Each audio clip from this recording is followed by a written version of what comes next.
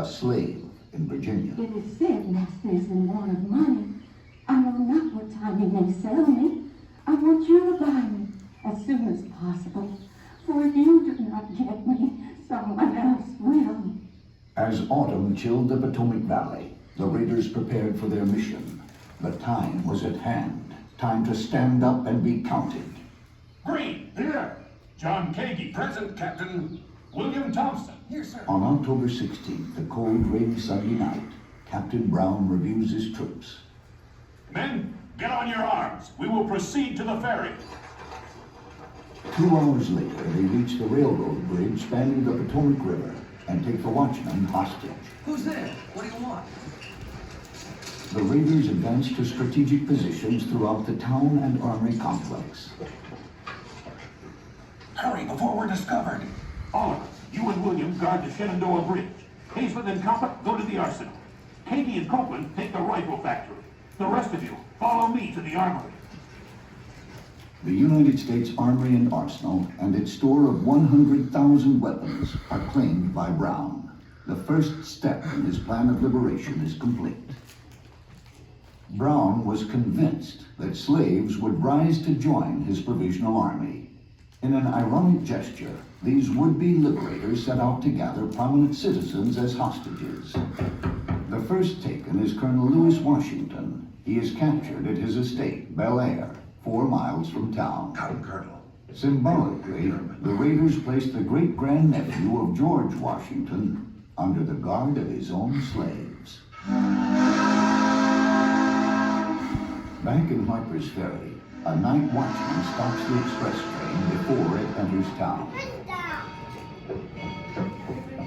Halt, I say! Stop! Hayward Shepard, the railroad station's baggage man, is mortally wounded by Brown's men as he investigates the train's delay.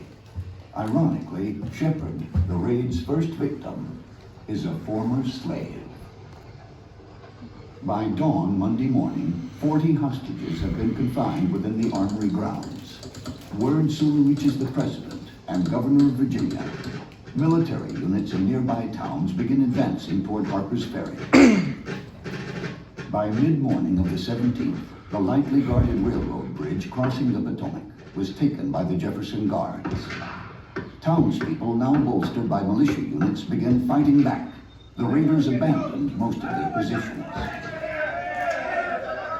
Dangerfield Neely, recipient of the poignant letter from his wife, is the first raider killed. Enraged townspeople mutilate his body as it lies on the street. The militia surround the armory grounds. The raiders take refuge in the armory fire engine house. Brown's escape route is severed. Surrender, you cowards! The fighting intensifies as Monday wears on. Mary Mulzine pens an account of the afternoon events. Our men chased the raiders in the river just below here, and I saw them shot down like dogs. I saw one poor wretch rise above the water and someone strike him with a club.